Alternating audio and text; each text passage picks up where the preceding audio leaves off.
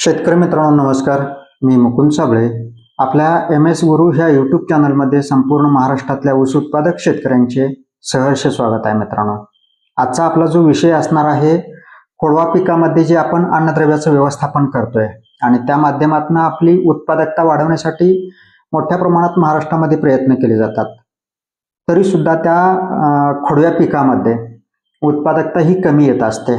बऱ्याच मोठ्या प्रमाणात संशोधन होणं ही सुद्धा काळाची गरज आहे आणि जे संशोधन झालेलं आहे त्या माध्यमातून शेतकऱ्यांचं थोडंसं प्रबोधन झालं पाहिजे आणि त्या माध्यमातून शेतकऱ्यांना एक टेक्निकल नॉलेज सुद्धा त्या खोडव्या पिकाच्या अन्नद्रव्याच्या व्यवस्थापनामधून बऱ्याचशा गोष्टी समजल्या पाहिजेत. हा एक उद्देश ठेवून आपण काम करतोय.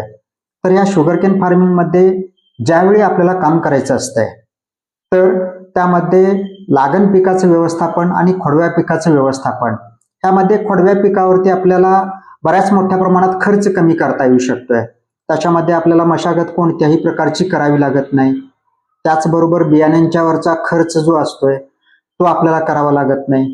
त्याचबरोबर जो सुरुवातीच्या फेजमध्ये आपल्याला लागण करते वेळी जो माणूस मजुरीवरती खर्च येत असतोय तो सुद्धा आपल्याला करावा लागत नाही. नंतरच्या टप्प्यामध्ये ह्याच्यामध्ये पाचट व्यवस्थापन असेल, बगला फोडणे असेल किंवा जमिनीलगत खोडकी तासणे असेल, हे प्रकार आपल्याला ह्या खोडव्या पिकाच्या सुरुवातीच्या बेसिक फेजमध्ये करावे लागतात. आणि एक त्याच्यामधला एक महत्वाचा मुद्दा येतो की त्याचं एक न्यूट्रिशनल मॅनेजमेंट, अन्नद्रव्याचं व्यवस्थापन जो शेतकरी चांगल्या पद्धतीनं करतोय त्या शेतकऱ्याचं उत्पादन चांगल्या पद्धतीचं येऊ शकतंय. आणि ह्यामध्ये आपल्याला एक गोष्ट लक्षात आली पाहिजे की मला खोडव्याचं उत्पादन जसं लागणीचं मी उत्पादन घेतोय त्याच पद्धतीचं मला खोडव्याचं सुद्धा उत्पादन आलं पाहिजे.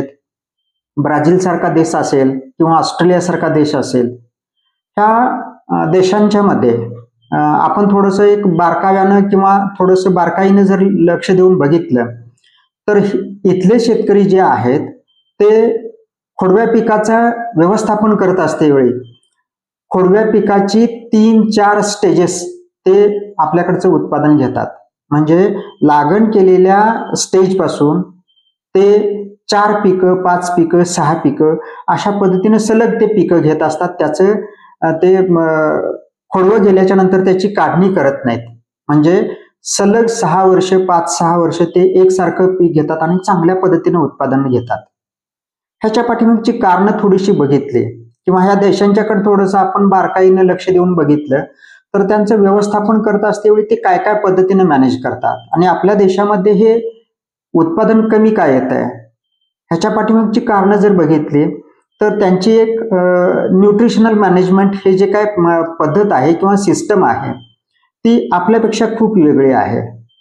आणि आपल्याला ते मॅनेजमेंट करायचं असेल आणि त्यामध्ये खोडवा पिकाचं व्यवस्थापन आपल्याला 2 वर्ष, 3 वर्ष, 4 वर्ष असं जर सातत्यानं एकसारखं जर पीक आपल्याला घ्यायचं असेल तर त्याच्यामधले ती प्लांट पॅथॉलॉजी जी आहे, वनस्पतीचं जीवशास्त्र आपल्याला थोडंसं समजून घ्यायला लागेल. आणि हे समजून घेत असतेवेळी बऱ्याचशा गोष्टी आपल्याला शिकायला मिळतील की ही गवतवर्गीय किंवा आपण बांबूवर्गीय पीक हे ऊसाचं आपण म्हणत असतोय. तर ही वनस्पती ज्यावेळी आपल्याला प्लांटेशन करत असतोय त्यावेळेला पहिल्या स्टेजमध्ये ते चांगल्या पद्धतीने फुटवे वगैरे देत असते. त्याच्यामध्ये जी गवताळ वाढ वगैरे जी असते ती आपल्याला लागण पिकामध्ये दिसत नाही, पण खोडवा पिकामध्ये ह्याची गवताळ वाढ आपल्याला मोठ्या प्रमाणात दिसत असते. ह्याच्यासाठी शेतकरी मित्र आपल्याकडे ज्यावेळी मी लागण करतोय त्यावेळेला माझ्याकडे फाउंडेशनचं बियाणं असलं पाहिजे. त्रिस्तरीय बियाणे प्लॉट मधून आपण बियाणं सिलेक्ट करणं ही सुद्धा एक काळाची गरज आहे. त्या देशामध्ये ही काळजी घेऊन मगच त्याची ट्रीटमेंट किंवा त्याचं प्लांटेशन केलं जात आहे. आणि आपण काय करतोय, आपल्याकडे जेही बियाणं उपलब्ध आहे तेच बियाणं सर्टिफाईड आहे असं आपण गृहीत धरतोय आणि त्याचं प्लांटेशन करतोय. आपला इथंच पहिला डाव चुकतोय की मला खोडव्याचं व्यवस्थापन त्या जमिनीमध्ये योग्य पद्धतीने घेता येत नाही आणि लागण पिकाचं सुद्धा उत्पादन त्यामध्ये आपल्याला कमी मिळत आहे. आपण अन्नद्रव्याचं व्यवस्थापन योग्य पद्धतीनं करत असाल, पण ज्या बेसिक बाजू आहेत त्या आपण जर समजून घेतल्या तर ह्याच्यामध्ये ती प्लांट पॅथॉलॉजी जी आहे, वनस्पतीचं जीवशास्त्र आहे, त्याचा एक जिनोम असतोय, DNA असतोय. हा डीएनए आपल्याला काय सांगतोय किंवा तो डीएनए आपल्याला समजून घ्यायचा असेल तर बऱ्याचशा गोष्टी याच्यामध्ये समजून घेता येऊ शकतात की वनस्पतीचा डीएनए आपल्याला काय सांगतोय तर माझ्याकडं फाउंडेशनचं बियाणं असले पाहिजेत आणि त्याच्यामध्ये जे जेनेटिक गुणधर्म असतात, जेनेटिक गुणधर्म जे असतात ते आपली उत्पादकता वाढवण्यासाठी मदत करतात. म्हणजे ह्या वनस्पतीची जी प्रोडक्टिव्हिटी आहे ही त्या पर्सेंटेजमध्ये आपल्याला जर बघायची झाली, पर्सेंटेज म्हणजे काय, त्या वनस्पतीची प्रोडक्टिव्हिटी ही बियाण्यावरती किती पर्सेंट अवलंबून असते. ह्या गोष्टी जर समजून घेतल्या तर आपल्याला एक गोष्ट लक्षात येते की जवळपास ती 27 ते 28%, 29%च्या आसपास ही वनस्पती बियाण्यावरती प्रोडक्टिव्हिटी ठरवत असते. आणि आपण खोडव्याचं बियाणं असू दे, लागण पिकाचं असू दे किंवा कोणतंही जे बियाणं उपलब्ध होतंय ते आपण बियाणं सिलेक्ट करतोय आणि त्यामध्ये आपली बियाण्याची जी प्रोडक्टिव्हिटी असते ती कमी, त्याचा ऱ्हास होत जातोय. म्हणजे त्या वनस्पतीमध्ये जे जेनेटिक गुणधर्म असतात ते तुमच्या व्हरायटीमध्ये किंवा तुमच्याकडे जेही बियाणं आहे त्याच्यामधले त्या ज्या काय जेनेटिक गुणधर्म असतात त्याच्या बऱ्याचशाच मोठ्या प्रमाणात ऱ्हास झालेला असतोय आणि ते ज्यावेळी आपण प्लांटेशन करतोय त्यावेळेला आपल्याला अपेक्षित उत्पादन मिळत नाही. जे भारत सरकारचे रिसर्च सेंटर आहेत त्याच्यामधून ज्या वेगवेगळ्या व्हरायटी आपण बघत असतोय आणि त्याचं फाउंडेशन म्हणजे काय असतंय शेतकरी मित्र, फाउंडेशन मी सातत्यानं बोलत असतोय किंवा बऱ्याच मोठ्या प्रमाणात हे शब्द ऐकायला आपल्याला मिळतात की नेमकं हे फाउंडेशन नेमकं काय असतंय. तर शेतकरी मित्र, कोणतीही व्हरायटी ज्यावेळी आपण सिलेक्ट करतोय ते टिश्यू कल्चरच्या माध्यमातून त्याचे जेनेटिक गुणधर्म जसेच्या तसे येत असतात. टिश्यू कल्चर ही जी काय व्यवस्था आहे त्या माध्यमातून हे जसंच्या तसं त्याच्यातले जे काय ब्रीडिंग केलं जात आहे ह्या ब्रीडिंगच्या माध्यमातून त्याचे जे काय ऊती संवर्धित बियाणं जे असतंय किंवा ऊती संवर्धित ज्या रोपं असतात त्याच्यामध्ये पहिल्यांदा जे रिसर्च केलेले जे जेनेटिक गुणधर्म असतात ते गुणधर्म तुमच्या ऊती संवर्धनच्या माध्यमातून त्याच्यामध्ये घेतले जातात आणि पहिल्या स्टेजला हे ऊती संवर्धित रोप आपण आपल्या 1-2 गुंठ्यामध्ये, 4 गुंठ्यामध्ये, 5 गुंठ्यामध्ये जितकंही तुमचं क्षेत्र आहे त्या माध्यमातून ते आपण तयार करत असतोय. ऊती संवर्धित बियाणं झालं की पहिली स्टेज त्याची तयार होते, पहिली स्टेज तयार होते. असं करत तुम्ही सेकंड स्टेज आणि थर्ड स्टेज ह्यामध्ये आपलं फाउंडेशनचं बियाणं तयार होऊ शकतंय. प्रत्येक वेळेला ज्यावेळी टिश्यू कल्चरचं बियाणं आपण लागण करतोय त्यावेळेला अतिशय लहान डोस तयार होतोय, लहान साईजचा. त्याला कोणत्याही पद्धतीचं न्यूट्रिशनल मॅनेजमेंट आपण चांगल्या पद्धतीने त्याची व्यवस्था जरी केली तरी सुद्धा तो जो काही सिस्टमचा भाग आहे तो आपल्याला त्या ऊसाची साईज ही कमीच दाखवते. दुसऱ्या वेळेला त्याची थोडीशी स्टेज वाढते, म्हणजे ते थोडंसं कांड जाडीला बनायला चालू करताय. सेकंड स्टेजला अजून थोडंसं चांगल्या पद्धतीचं बनतंय, पण तिसऱ्या स्टेजला हे बियाणं फाउंडेशनचं इतकं चांगल्या पद्धतीनं तयार होतंय, त्याची जाडी तयार होते, त्या पेराची लांबी तयार होते, पानामधले जे सेल्स असतात ते चांगल्या पद्धतीनं डेव्हलप होतात. म्हणजेच बियाणं आपल्याला जर सिलेक्ट करायचं असेल तर त्रिस्तरीय बियाणे प्लॉटमधून आपण बियाणं जर सिलेक्ट केलं आणि त्याचं प्लांटेशन केलं आणि त्या ऊसाचा आपण खोडवा जर धरला तर ह्यामध्ये आपल्याला उत्पादकता चांगल्या पद्धतीची गाठता येऊ शकते. म्हणजे हे जेनेटिक गुणधर्म जे आहेत त्याच्यावरती तुमच्या पिकाची प्रोडक्टिव्हिटी किती आहे, ते उत्पादन किती देऊ शकतंय, त्याच्यामध्ये जी कॅपॅसिटी आहे ती आपल्याला जनरेट जर करायची असेल तर आपल्याकडं अशा पद्धतीचं सिस्टम तयार असले पाहिजेत किंवा आपल्या एक गावामध्ये अशा पद्धतीची एक सिस्टम तयार करायची की टिश्यू कल्चरची रोपं तयार करणारा एक शेतकरी आहे, त्यानं जे टिश्यू कल्चरची रोपं आणलेली आहेत त्यानं जो बियाणे प्लॉट तयार झालेला आहे तो आपल्या गावामध्ये डिस्ट्रीब्यूट करायचा. प्रत्येकानं 5-10 गुंठ 5-10 गुंठ अशा पद्धतीनं ते करून क्षेत्र वाढवत जायचं. सेकंड स्टेजला पण त्याच्यातलं जे आहे त्याचं डिवायडेशन करायला शिकायचं किंवा कारखान्यांनी सुद्धा अशा पद्धतीच्या व्यवस्था तयार केल्या पाहिजेत की फोकस जो आहे तो बियाण्यावरती जास्तीत जास्त पद्धतीनं करणं खूप गरजेचं आहे. बऱ्याच सेक्टरमध्ये आम्ही ह्या गोष्टी शेती अधिकाऱ्यांना असतील किंवा विद्यापीठांना असतील किंवा जे रिसर्च सेंटर आहेत त्या तिथं सुद्धा आम्ही अशा पद्धतीच्या डिमांड केलेल्या आहेत की शेतकऱ्यांना फाउंडेशनचं बियाणं जर पुरवठा केला तर आपल्या महाराष्ट्राची उत्पादकता कितीतरी मोठ्या प्रमाणात वाढू शकते. जो शेतकरी आज 50 टनाचं उत्पादन घेतोय त्याची उत्पादकता ही 60 ते 70 टनापर्यंत बियाण्याची उपलब्धता फाउंडेशनची जर करून दिली तर त्या ठिकाणी त्या शेतकऱ्याचं उत्पादन एक 15 ते 20 टनांनी सहज वाढतोय. तो जे अन्नद्रव्याचं व्यवस्थापन त्या फील्डमध्ये करतोय, त्या शेतामध्ये करतोय, त्यामध्ये ही 1 एकरला उत्पादकता वाढू शकते. आणि ह्याच मध्ये आपण खोडव्याचं व्यवस्थापन जर अशा पद्धतीने जर केलं, फाउंडेशनचं बियाणं आपण लागण केलेलं असेल आणि त्याच लागणीचा बियाण्यापासून तयार केलेला जो लागण प्लॉट आहे त्यापासून जे खोडव्याचं व्यवस्थापन केलं जातंय त्याच्यामध्ये आपल्याला चांगल्या पद्धतीची उत्पादकता ही गाठता येऊ शकते. आणि ह्याचं जे काय खोडव्या व्यवस्थापन जे आहे ते जर आपल्याला योग्य पद्धतीनं करायचं असेल, शेतकरी मित्र, पाचट अजिबात पेटवू नका. पाचटाचं व्यवस्थापन करायला शिका, ते जागेवरतीच डिकम्पोस्ट करायला शिका. वेगवेगळ्या माध्यमातनं या सगळ्या गोष्टी सांगितल्या जातात. बऱ्याच शेतकऱ्यांना अडचणी असतात, पण आपल्या जमिनीचा ऑर्गॅनिक कार्बन योग्य पद्धतीनं राखण्यासाठी किंवा तो तयार करण्यासाठी आपल्याकडे जे आहे ते पेटवायचं आणि त्याच्यामध्ये शेणखत असेल किंवा हिरवळीची खतं असतील, ह्या सिस्टम आपल्याला राबवावे लागतात. त्याच अनुषंगानं आपला ऑर्गॅनिक कार्बन हा वाढत असतोय. ऑर्गॅनिक कार्बन ज्या शेतकऱ्याचा चांगल्या पद्धतीचा आहे त्यामध्ये तुमची अन्नद्रव्याचं व्यवस्थापन जे करताय ते चांगल्या पद्धतीने पिकाला अपटेक करता येतंय. ज्या ठिकाणी ऑर्गॅनिक कार्बन खूप कमी आहे त्या ठिकाणी न्यूट्रिएंटची उपलब्धता जी आहे ती अतिशय कमी राहते. आणि हे जे गणित आहे, हे जे इक्वेशन आहे ते आपल्याला समजलं पाहिजेत. आणि खोडव्या पिकामध्ये एक गोष्ट लक्षात ठेवली पाहिजे, जो शेतकरी पाटपाण्याचा आहे तो महाराष्ट्रामध्ये जवळपास 90% आसपास दिसतोय. म्हणजे 90% शेतकरी पाटपाण्यावरती जर त्या खोडव्या पिकाचं व्यवस्थापन करत असतील तर त्या शेतकऱ्यांना एक विनंती करतोय, आपण जे लागण पिकाचं व्यवस्थापन करत असतोय आणि त्या पिकाला आपण शेवटचा जो डोस देतोय तो जून महिन्याच्या अखेरला जवळपास हा दिला जातोय. म्हणजे पावसाळ्याच्या पूर्वी किंवा पावसाळा चालू झाल्याच्या नंतर आपण त्यामध्ये अन्नद्रव्याचं व्यवस्थापनामधला शेवटचा डोस देतोय. आणि ह्याच शेतकऱ्याची जी काय तुटण्याची, जो काय लागण पिकाचा जो प्लॉट आहे तुटण्याची जी वेळ आहे ती साधारण नोव्हेंबर, डिसेंबर, जानेवारी ह्या महिन्यामध्ये तो ऊस तुटत असतोय.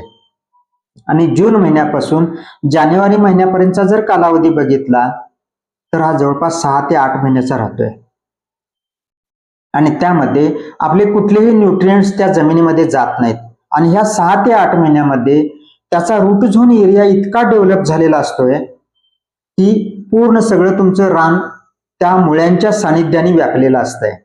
अशा परिस्थितीमध्ये तुमच्या जमिनीमध्ये काय न्यूट्रिएंट शिल्लक राहतील हा एक प्रश्न आहे. आणि मी जे रासायनिक खत कोणत्याही स्वरूपामध्ये टाकतोय, मग ते DAP असेल, 10-26-26 असेल, 12-32-16 असेल, 18-18-10 असेल, 20-20-0-13 असेल, किंवा तुम्ही ड्रिपच्या माध्यमातून सुद्धा खतं देत असाल, ती सुद्धा त्या खोडव्या पिकाला किती मोठ्या प्रमाणात उपलब्ध होतील ह्याच्यावरती सुद्धा एक प्रश्नचिन्ह निर्माण होतोय.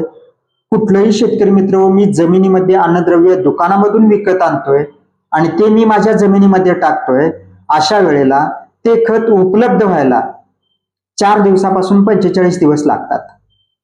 म्हणजे इतका मोठ्या प्रमाणात जर कालावधी त्या पिकाला जर लागत असेल, त्या खताला जर लागत असेल, तर जानेवारी महिन्यामध्ये ज्या शेतकऱ्याचा ऊस तुटतोय, डिसेंबर महिन्यामध्ये ज्या शेतकऱ्याचा ऊस तुटतोय, तो कमीत कमी पुढच्या 15-3 आठवड्यामध्ये त्या खताचं व्यवस्थापन करतोय.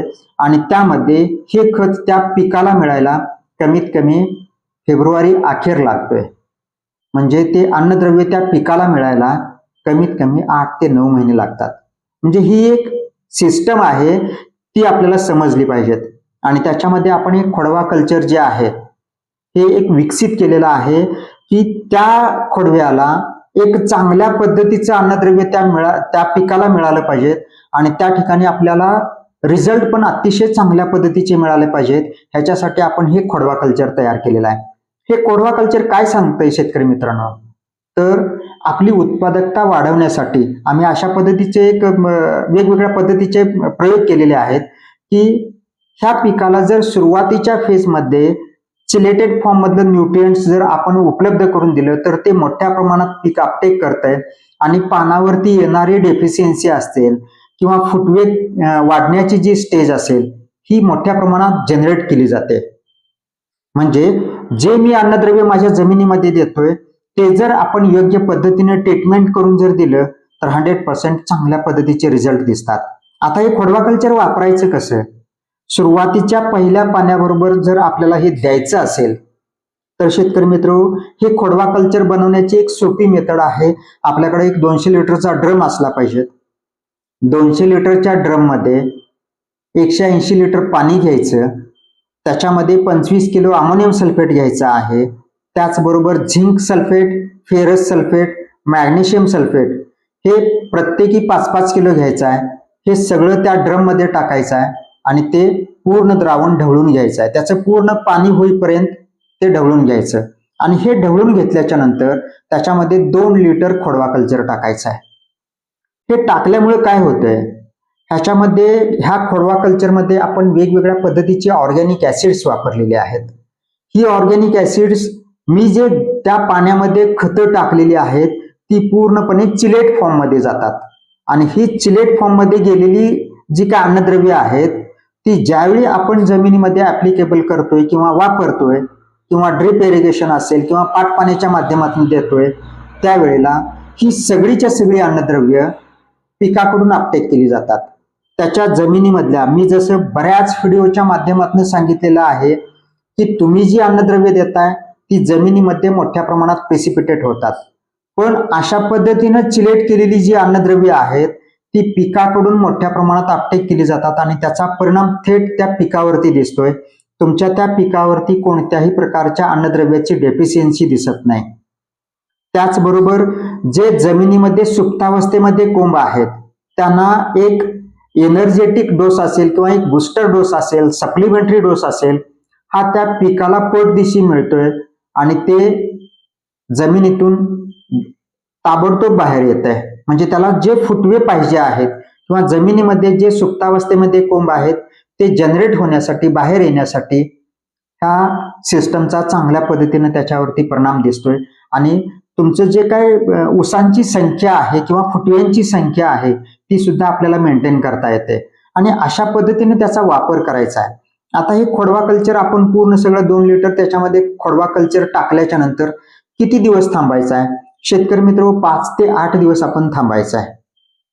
5 ते 8 दिवस ज्या दिवशी आपल्याला शक्य आहे त्या दिवशी ते द्रावण ढवळायचं, काठीनं ते पूर्ण ढवळायचं आणि एक 8 दिवसानंतर ते तुमच्या पिकाला सोडून द्यायचं. तुम्ही हे पाटपाण्याबरोबर देऊ शकताय, तुम्ही ते पंपाच्या साहाय्यानं ड्रेंचिंग करू शकताय किंवा ठिबकच्या माध्यमातून देऊ शकताय. ह्याचा परिणाम खोडव्या पिकावरती अन्नद्रव्याचं व्यवस्थापन करत असतेवेळी अतिशय चांगल्या पद्धतीचे रिझल्ट दिसतात आणि आपल्याकडे उत्पादकता चांगल्या पद्धतीची येण्यासाठी हे एक बेसिक ट्रीटमेंट आपण चांगल्या पद्धतीने त्याच्यामध्ये करू शकतोय. आता ह्याच्यामध्ये एक महत्वाचा मुद्दा सांगतोय, जे मगाशी मी सांगितलं वनस्पतीचा जो डीएनए असतोय त्या वनस्पतीची जी प्लांट पॅथॉलॉजी असते, वनस्पतीचं जीवशास्त्र म्हणतोय, ते जीवशास्त्र थोडंसं आपण समजून घेऊया. समजून घेत असतेवेळी आपल्याला काय करायचं आहे की ही वनस्पती अॅन्युअल क्रॉप आहे. अॅन्युअल म्हणजे वार्षिक पिकाचं हार्वेस्टिंग होत आहे, 1 वर्षानंतर ते पीक हार्वेस्ट केलं जात आहे. तर ह्या वनस्पतीचा एक जमिनीमधला एक रूट झोन एरिया अशा पद्धतीचा डेव्हलप होत असतोय की ते बरोबर 4थ्या दिवशी पांढरी मुळी काढतंय. 4थ्या दिवशी पांढरी मुळी काढतंय आणि त्याचं एक न्यूट्रिशनल मॅनेजमेंट जमिनीमधलं अतिशय चांगल्या पद्धतीने जर करायचं असेल तर कोणतंही अन्नद्रव्य आपण ज्यावेळी जमिनीमध्ये देतोय ते चिलेशन करून द्यायचं. ह्याच्यामध्ये एक महत्वाचा मुद्दा सांगतोय की रासायनिक खतांचं तुम्ही चिलेशन करत चला आणि चिलेशन केलेला घटक तुम्ही जमिनीमध्ये ज्यावेळी माती ऍड करताय त्यावेळेला तो घटक पिकाकडून मोठ्या प्रमाणात अपटेक केला जातोय. तुमच्याकडे सेंद्रिय खत कोणतेही असू द्या, त्याच्यामध्ये जी नावं सांगतोय तीच वापरायची आहेत. तुमच्याकडे निंबोळी पेंड असेल किंवा एखादं खाद्यपेंडीयुक्त मटेरियल असेल किंवा वेगवेगळ्या पद्धतीचं मार्केटमध्ये जे सेंद्रिय खतं मिळतात त्याच्यामध्ये चिलेट करू नका. आपल्याकडे जी स्वस्त मिळतात, मग ते शेणखत थोडंफार मिळतंय, गांडूळ खत मिळतंय किंवा कंपोस्ट खत, जे चांगलं कुजलेलं खत असतंय त्याच्यामध्ये खोडव्या पिकासाठी जो बेसल डोस आहे तो तुम्ही त्याच्यामध्ये मिक्स करायचा आहे. खोडव्या पिकाचा बेसल डोस कशा पद्धतीने द्यायचा किंवा तयार कशा पद्धतीने करायचा किंवा तो कोणत्या पद्धतीचा असला पाहिजे. बऱ्याच शेतकऱ्यांचे फोन येत असतात की मी पहिल्या वेळेला त्याला रासायनिक खतं वापरलेली नाहीत, लागण पीक केलेलं आहे, लागण पीक उगवून आलेलं आहे, जर्मिनेशन ओके झालेलं आहे, चांगलं झालेलं आहे, सर कोणता डोस टाकू. मी प्रश्न विचारल्याच्या नंतर ते म्हणतात की सुरुवातीला बेसल डोस मी वापरलेला नाही. तर शेतकरी मित्र, महाराष्ट्रातल्या प्रत्येक शेतकऱ्याला एक विनंती करतोय, एक ह्याच्यामध्ये जागृती निर्माण झाली पाहिजे. एक तंत्रज्ञान आपल्याला राबवायचं आहे, मला चांगल्या पद्धतीचं उत्पादन काढायचं आहे, तर त्याच्यामध्ये लागण पीक करत असाल तर बेसल डोस हा वापरलाच पाहिजे. तुम्ही खोडव्या पिकाचं व्यवस्थापन करताय, पहिल्या पाण्याबरोबर पाचट व्यवस्थापन करताय, तर 2 bag urea, 2 bag single super phosphate त्या पाचटावरती टाकून दिलेलेच असले पाहिजेत, तरच ते चांगल्या पद्धतीने कुजतंय. अजून त्याच्यामध्ये चांगली प्रोसेस करायची असेल तर तुम्ही डिकम्पोस्टिंग कल्चर वापरू शकताय. आपल्याकडे डिकम्पोस्टिंग कल्चर सुद्धा मिळतंय, त्याचा सुद्धा एक 2 लिटर वापर त्याच्यामध्ये 1 एकरसाठी केला पाहिजे. आणि ते फास्ट कुजवण्यासाठी तुम्ही काही ना काहीतरी प्रॅक्टिस 100% केलेली असली पाहिजे. आणि त्याचमध्ये जो बेसल डोस टाकतोय तो सर्वसाधारण मी अशा पद्धतीने त्याची मांडणी करतोय की त्या पद्धतीने त्याचं व्यवस्थापन जर केलं तर 100% तुमच्याकडचं उत्पादन चांगल्या पद्धतीचं वाढू शकतंय. आता हा डोस कोणत्या पद्धतीचा असला पाहिजे. माझ्याकडे माती परीक्षण केलेलं असेल तर माती परीक्षणच्या आधारे मी हे कन्सल्टिंगच्या माध्यमातून ह्या सगळ्या गोष्टी तुम्हाला महाराष्ट्रभर मी हे कन्सल्टिंग करतोय. पण शेतकरी मित्र, सर्वसामान्य शेतकऱ्याला ह्या सगळ्या गोष्टी शक्य होत नाहीत आणि बऱ्याचशा गोष्टी त्याच्यासाठी अडचणीच्या असतात. घरची परिस्थिती अतिशय हलाखीची पण असते आणि अशा परिस्थितीत मला हे अन्नद्रव्याचं व्यवस्थापन चांगल्या पद्धतीनं करायचं आहे. तर शेतकरी मित्र, आपल्याकडे 300 ते 400 किलो कोणतंही चांगलं कुजलेलं शेणखत, गांडूळ खत किंवा कंपोस्ट खत असलं पाहिजे. आणि ते काय करायचं की एक प्लास्टिकचा कागद घ्यायचा, साधारण 10 बाय 10चा प्लास्टिकचा कागद घ्यायचा. त्याच्यामध्ये हे साधारण एक 400-500 किलोच्या आसपास, 500 किलो घेतलं तर चांगलं, पण एवढं तरी खत तुमच्याकडे असलेच पाहिजेत. आणि त्याच्यामध्ये मी जो डोस सांगतोय तो त्याच्यामध्ये टाकायचा आहे, मिक्स करायचा आहे. त्या शेणखतामध्ये अशा पद्धतीने मिक्स करायचा आपल्याला ते डोळ्यांनी दिसलंच नाही पाहिजेत, इतकं ते चोळून अगदी व्यवस्थित मिक्स करायचं. आणि जेवढं ते गांडूळ खत जसं असतंय त्या पद्धतीचं तुमचं कंपोस्ट खत असलं पाहिजे किंवा शेणखत असलं पाहिजे. त्याच्यामध्ये ढेकळं जी मोठी मोठी असतात ती पूर्णपणे खुरप्यानी कशाच्याही साह्यानं तुम्ही जेवढं ते पिठासारखं बारीक करता येईल तेवढं करायचं आहे. आणि त्याच्यामध्ये 50% ओलाव्याचं प्रमाण असलं पाहिजे, ही एक त्याच्यामध्ये काळजी घ्यायची.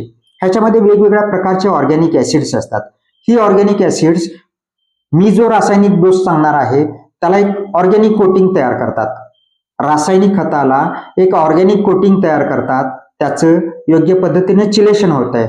आणि मी जे रासायनिक खत ते जमिनीमध्ये टाकणार आहे ते जमिनीमध्ये टाकल्यानंतर सुद्धा चांगल्या पद्धतीने पिकाला ते उपलब्ध होते. जमिनीमध्ये ज्या ऑक्सिडेशन, रिडक्शन ह्या ज्या काय अभिक्रिया होत असतात त्या 100% टाळल्या जातात.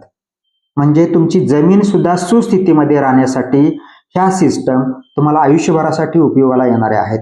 आणि त्याचा उपयोग तुम्ही तुमच्या ऍग्रिकल्चर फील्डमध्ये कोणत्याही पिकासाठी अशा पद्धतीने जर वापर केला तर 100% सांगतोय, महाराष्ट्रातल्या प्रत्येक शेतकऱ्याला विनंती करतोय की अशा पद्धतीचं एक न्यूट्रिशनल मॅनेजमेंट, एक ऍडव्हान्स टेक्नॉलॉजी वापर तुम्ही करत चला. मार्केटमधून जसंच्या तसं खत आणायचं बंद करा आणि ते जसंच्या तसं वापरायचं पण बंद करा. जे मार्केटमधून खत विकत आणल्याच्या नंतर त्याच्यावरती थोडीशी प्रोसेस करायला शिका. कोणतंही खत, मी पाठीमागचे सगळेच्या सगळे व्हिडिओ जर बघितले तर मी हे अशाच पद्धतीने शेतकऱ्यांना एक मार्गदर्शन करतोय की जसंच्या तसं खत जमिनीमध्ये कधीच टाकू नका, ते पिकाला अजिबात मिळत नाही. भारत सरकारच्या ऍग्रिकल्चर रिसर्च सेंटरचा IRIचा रिपोर्ट अशा पद्धतीचा आहे की शेतकरी जे जमिनीमध्ये कोणत्याही पद्धतीचे जे न्यूट्रिएंट्स टाकतोय, जमिनीमध्ये जे अन्नद्रव्य टाकतोय ते पिकाकडून अतिशय कमी मात्रेमध्ये अपटेक केलं जात आहे. आणि त्याचा एक रेशो किंवा त्याची एक पर्सेंटेज काढलेला आहे. 85% पासून 92% तुमच्या जमिनीमध्ये जेही खत टाकताय त्याची आकडेवारी थोडीफार मागं पुढे होऊ शकेल. एखादं झिंक सल्फेट असेल, फेरस सल्फेट असेल, 4-5%च मिळत आहे. DAP सारखा म्हणजे फॉस्फरस सारखा खत आहे तर सर्वसाधारण एक 85% तुमच्या जमिनीमध्ये प्रेसिपिटेट फॉर्म मध्ये जात आहे. म्हणजे ते 10 ते 15% उपलब्ध होते. पोटॅशियमची रिकव्हरी जी आहे ती भारतामधली एक साधारण 15 ते 18% आसपास आलेली आहे. म्हणजे उपलब्ध होण्याचं प्रमाण सांगायला लागलोय मी. इतकं जर मोठ्या प्रमाणात प्रिसिपिटेट होत असेल तर ह्याच्यावरती विचार करण्याची वेळ आलेली आहे. आणि तुम्हाला जर विचार करून ते जर त्याच्यामध्ये दुरुस्त्या करायच्या असतील तर हे रासायनिक खतांचं व्यवस्थापन चिलेशन करून टाकायचं आहे. आणि चिलेशन केलेला घटक जमिनीमध्ये कोणत्याही अभिक्रिया, जसं मी ऑक्सिडेशन रिडक्शन सांगितलं, त्या अभिक्रिया त्याच्यामध्ये होत नाहीत आणि जमिनीमध्ये क्रिस्टल फॉर्म मध्ये जाणारे घटक, प्रिसिपिटेट फॉर्म मध्ये जाणारे घटक, तुमच्या जमिनीचे स्थिरीकरण होणारे घटक, साका होणे, ह्या ज्या काही सिस्टम आहेत त्या जमिनीमधल्या टाळल्या जातात आणि ते खत तुमच्या पिकाला मोठ्या प्रमाणात उपलब्ध होतोय. हाच पॅटर्न तुम्ही खोडव्या पिकामध्ये आणि लागण पिकामध्ये जर वापरला, 100% सांगतोय मी, स्टॅम्प पेपरवरती हे लिहून देऊ शकतोय की तुमचं उत्पादन वाढवू शकताय. फक्त ट्रस्ट आणि मॅनेजमेंट ह्या दोन गोष्टी आपल्याकडे असल्या पाहिजेत की ह्या सिस्टमवरती आपण विश्वास ठेवा आणि ह्या सिस्टमवरती विश्वास ठेवून त्याचं मेकॅनायझेशन जे आहे ते चांगल्या पद्धतीने त्या पिकामध्ये यूज करायचं असेल तर चिलेशन हा प्रकार तुम्हाला तुमच्या आयुष्यामध्ये सातत्यानं करायचा आहे. आणि तेच ऍप्लिकेशन तुम्ही मातीआड ताबडतोब करायचं आहे, फोर्टिगेशन करायचं आहे. फोर्टिगेशन करत असतेवेळी मी खोडव्या पिकाचं व्यवस्थापन करतोय. खोडव्या पिकाला मी पहिला डोस देतोय आणि त्यामध्ये मी पहिल्या पाण्याबरोबर खोडवा कल्चर वापरतोय. त्या शेतकऱ्याचं उत्पादन जेवढं लागणीचं येतंय, मी बऱ्याचशा गोष्टी शेतकऱ्यांना सांगितलेल्या आहेत, जेवढं मी लागण पिकाचं उत्पादन घेतोय तेवढं खोडव्या पिकाचं उत्पादन येऊ शकतंय. तुम्ही त्यामध्ये त्या पद्धतीचं तंत्रज्ञान वापरलं पाहिजे. आता ह्याच्यामध्ये मी डोसचं नियोजन सांगतोय. शेतकरी मित्र लक्षपूर्वक ऐका, बऱ्याचशा गोष्टी ह्याच्यामध्ये आपल्याला साध्य करता येऊ शकतात आणि त्यामध्ये ह्या डोसचं नियोजन जर आपण अशा पद्धतीने जर केलं, लागण पिकामध्ये ते पहिल्या बेसल डोसमध्ये सुद्धा तुम्ही वापरू शकताय आणि खोडव्या पिकाचं ज्यावेळी व्यवस्थापन करताय आणि माझ्याकडचं खोडवा कल्चर तुम्ही ज्या जमिनीमध्ये वापरताय त्या जमिनीमध्ये हे जर अशा पद्धतीने जर नियोजन केलं तर 100% तुमच्याकडचं उत्पादन वाढू शकताय. आता ह्याच्यामध्ये काय करायचं आहे, डोस रासायनिक खतांचा ज्यावेळी मला डोस नियोजन करायचं आहे तर त्यावेळेला नेमकं काय करायचं आहे, जमिनीमध्ये जे न्यूट्रिएंट्स टाकतोय ते जर प्रेसिपिटेट फॉर्म मध्ये मोठ्या प्रमाणात जात असतील तर आपल्याला चिलेशन करायचं आहे. आणि विदाऊट चिलेशन करायच्या आधी जर तुम्ही जर खत टाकत असाल तर उत्पादकता शेतकरी मित्र अजिबात वाढत नाही. हात जोडून विनंती करतोय की अशा पद्धतीच्या प्रॅक्टिसेस कधीही करत जाऊ नका. तुम्हाला पुढच्या भविष्यामध्ये चांगल्या टेक्नॉलॉजीचा जर वापर करायचा असेल तर कोणतंही खत चिलेट केल्याशिवाय जमिनीमध्ये टाकू नका. आता ह्याच्या खोडव्या पिकाचा जो डोस आहे, आपण अमोनियम सल्फेट ह्या खोडवा कल्चर बरोबर वापरतोय, झिंक सल्फेट, फेरस सल्फेट आणि मॅग्नेशियम सल्फेट प्रत्येकी 5 किलो वापरतोय. हे अन्नद्रव्य सोडून तुम्हाला रासायनिक खतांचा डोस घ्यायचा आहे तर त्याच्यामध्ये 10-26-26 एक बॅग घ्यायची आणि 14-35-14 हे एक खत घ्यायचं आहे. म्हणजे ह्या 2 बॅग घ्यायच्या आहेत. हे अल्टर का केलेलं आहे मी, तर दोन्ही कंपन्यांची 2 खतं आहेत आणि ती तुम्ही 1 एकरसाठी द्यायची आहेत. 10-26-26 एक बॅग घ्यायची आहे, 14-35-14 ही एक बॅग घ्यायची आहे. तर ही 2 खतं घेतली, आपल्याकडे NPK झाला, नायट्रोजन, फॉस्फरस आणि पोटॅशियम 100 किलो डोस झालेला आहे. सल्फर जो आहे, आपण अमोनियम सल्फेटमध्ये सल्फर आहे तो आपण 25 kg घेतलेला आहे अमोनियम सल्फेट, त्याच्यामधला आपला 50% आलेला आहे म्हणायचं आणि आपल्याला एक 10 किलो त्याच्यामध्ये ऍडिशनल सल्फर जे बेंटोनाइट फॉर्म मधलं सल्फर मिळतंय ते आपण त्याच्यामध्ये एक 10 किलो वापरायचं आहे. मॅग्नेशियम सल्फेट आपण 5 किलो वापरलेला आहे. ह्याच्यामध्ये ह्या रासायनिक खतांच्या मध्ये तुम्हाला एक 5 किलो मॅग्नेशियम सल्फेट घ्यायचा आहे. ह्याच्यामध्ये एक महत्वाचा मुद्दा सांगतोय, महाराष्ट्रातल्या प्रत्येक शेतकऱ्याला ही एक विनंती करतोय, तुम्ही ज्यावेळी फॉस्फरस आणि पोटॅशियम घेताय त्या खतामध्ये zinc sulphate, ferrous sulphate, copper sulphate, manganese sulphate, boron असेल किंवा मॉलिब्डेनम असेल, ही खतं कधीही मिक्स करायची नाहीत मित्र. जे कॉम्बी पॅक वगैरे ह्याच्यामध्ये वापरणारे शेतकरी आहेत, अगदी 25 किलो पासून 50-60 किलो पर्यंत वापरणारे शेतकऱ्यांची संख्या भारतामध्ये, महाराष्ट्रामध्ये भरपूर मोठ्या प्रमाणात आहे. हे अन्नद्रव्य आपण चुकीच्या पद्धतीचं देतोय मित्रांनो. तर ह्याच्यामध्ये जो प्रिसिपिटेट होण्यासाठी जी आपण सिस्टम राबवतोय, प्रिसिपिटेट होण्यासाठी जमिनीमध्ये अशा पद्धतीचं जर खत आपण एकत्र मिक्स करून देत असाल तर त्या जमिनीमध्ये त्या खतांचा प्रिसिपिटेट प्रचंड मोठ्या प्रमाणात होतोय. हे खत चुकीच्या पद्धतीचं नियोजन तुमच्या जमिनीमध्ये होतंय. कोणतंही तुमच्याकडं ॲग्रिकल्चर सायन्स असेल, ॲग्रिकल्चर रिसर्च सेंटर असेल, त्यांच्यामधले सुद्धा काही येऊन शेतकरी सांगत असतील किंवा कन्सल्टंट जर सांगत असतील, शेतकरी मित्र कुणाचंही ऐकू नका. ह्याच्यामध्ये जेही तुमच्याकडे zinc sulphate, ferrous sulphate, sulphate फॉर्ममध्ये जी खतं आहेत, फक्त मॅग्नेशियम सल्फेट हे त्याच्यामध्ये तुम्ही वापरू शकताय, पण झिंक सल्फेट, फेरस सल्फेट ही जी खतं आहेत फॉस्फरस बरोबर आणि पोटॅशियम बरोबर मोठ्या प्रमाणात रिॲक्ट करतात आणि जमिनीमध्ये zinc phosphate, ferrous phosphate, manganese phosphate, calcium phosphate, manganese phosphate, copper phosphate हे घटक तयार होतात. म्हणजे नको असलेले घटक हे ज्यावेळी एकत्र येतात त्यावेळी हे पदार्थ तयार होतात आणि हे पदार्थ तयार झाल्याच्या नंतर ते पिकाला कधीही मिळत नाहीत. कधीही म्हणतोय मी, पुढे 2-3 वर्ष सुद्धा ते जमिनीमध्ये तसंच क्रिस्टल फॉर्ममध्ये राहतात आणि ते पिकाला कधीच मिळत नाहीत.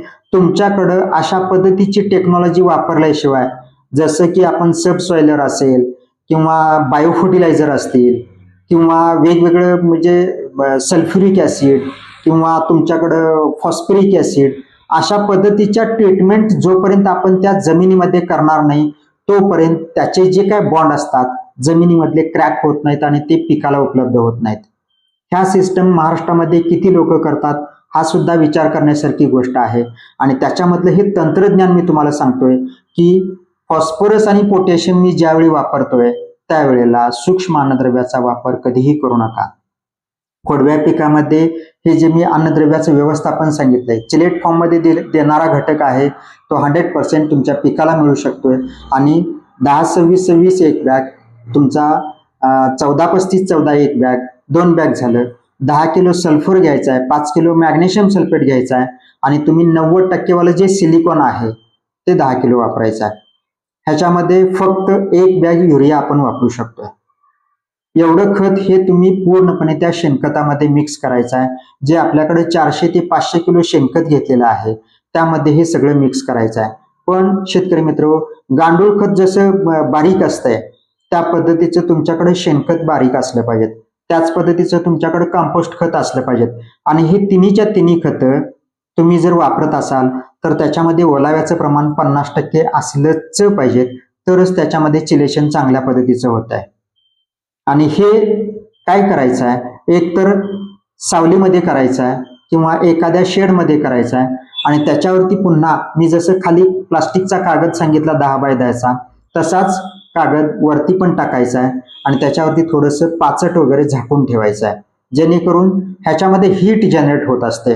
ह्याच्यातले जे बॉन्ड असतात, खतांचे जे बॉन्ड असतात ते पूर्णपणे डिफ्यूज केलं जात आहे, पूर्णपणे क्रॅक केलं जात आहे आणि त्याला एक ऑर्गॅनिक कोटिंग तयार केलं जात आहे. 8 ते 10 दिवसानंतर तुम्ही त्याच्यामध्ये जर हे सगळं खत जर बघितलं, तुम्हाला खत दिसतच नाही, पूर्णपणे ते वॉटर सोल्युबल मध्ये कन्वर्ट होत आहे आणि त्याच्यामधून जे आपण जमिनीमध्ये टाकणार आहे त्याच्यामधून ज्या अभिक्रिया होणाऱ्या असतात, ऑक्सिडेशन, रिडक्शन, ह्या ज्या काय अभिक्रिया आपल्या जमिनीमध्ये होत असतात त्या 100% टाळल्या जातात. तुमची जमीन सुद्धा भुसभुशीत व्हायला चालू होते. पण ह्याच्यामध्ये कोणत्याही पद्धतीचा बायो फर्टिलायझर वापरू नका. बरेचसे शेतकरी कमेंट करत असतात ह्याच्यामध्ये जीवाणूखत वापरू शकतोय का, किंवा बरेचसे शेतकरी कन्सल्ट करत असतात, दुकानदार सुद्धा कन्सल्ट करत असतात की रासायनिक खतामध्ये तुम्ही जीवाणूखत सुद्धा वापरून देऊ शकताय. पण शेतकरी मित्र, ह्याच्यामध्ये वेगवेगळ्या पद्धतीचे फिलर मटेरियल दिलेलं असते, वेगवेगळ्या पद्धतीची ऍसिड ट्रीटमेंट केलेली असते आणि त्याच्यामध्ये हे जर तुम्ही अशा पद्धतीनं बायो फर्टिलायझर जर देत असाल ती सुद्धा चुकीच्या गोष्टी आहेत. बायो फर्टिलायझर हा सेपरेटच दिला पाहिजे, तरच त्याची कार्यक्षमता जमिनीमधली वाढू शकते.